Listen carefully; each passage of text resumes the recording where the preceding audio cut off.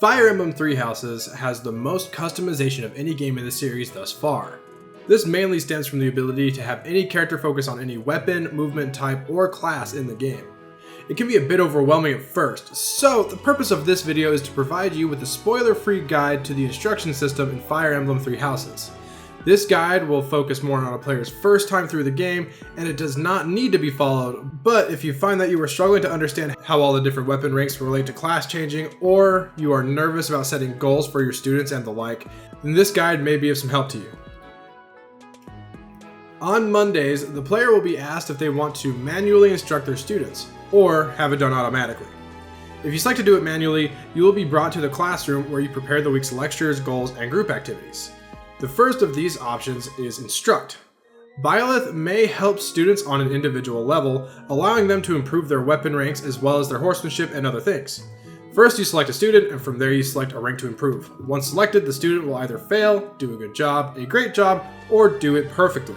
The better they do, the more experience points will be added to the rank. This can only be done as many times as the professor's instruction gauge will allow. That is the gist of how instructing works, but there are a lot of subtle nuances to consider when selecting what to work on with each student. Number 1. Pay attention to the up and down arrows. In the column next to the weapon rank, there are some red and blue arrows. These indicate a boost or decrease in the amount of experience the character will gain when trying to learn the weapon or skill. Up arrows mean more experience and down arrows mean less.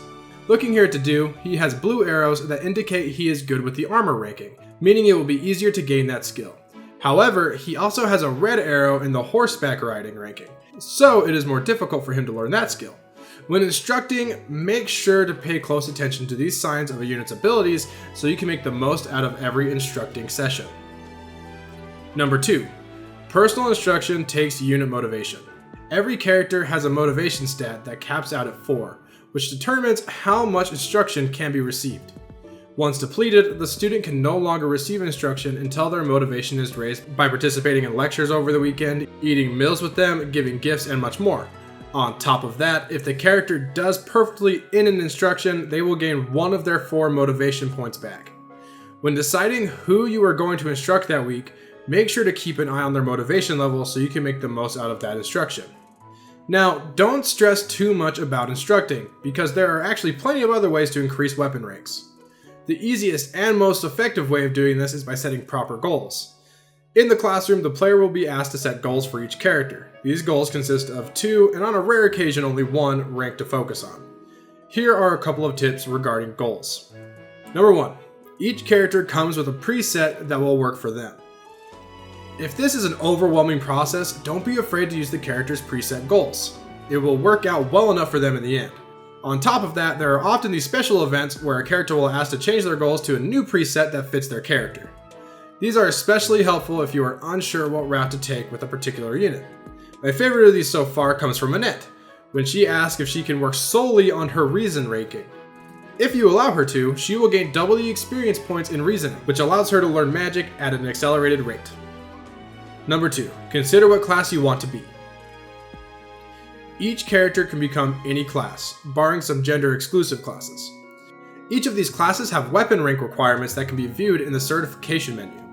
Simply change the goals of the character to the requirements for that class.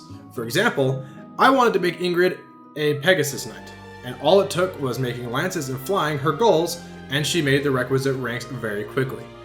Finally, let's talk about group activities. There are 3 here to choose from, 1 that improves horseback riding, 1 that improves armor ranking, and 1 that increases flight ranking. You can assign 2 characters to 1 activity. This gives an added boost to those characters' ranks, and also increases their support points with each other. Group activities are honestly pretty simple. Just throw characters together that you want to learn a skill and to support together. Once all of this is finished, you can select to begin the lecture and the week will go by. At the end of the week, students will earn experience in their goals. This can seem like a long and tedious process, but I assure you that it is well worth it.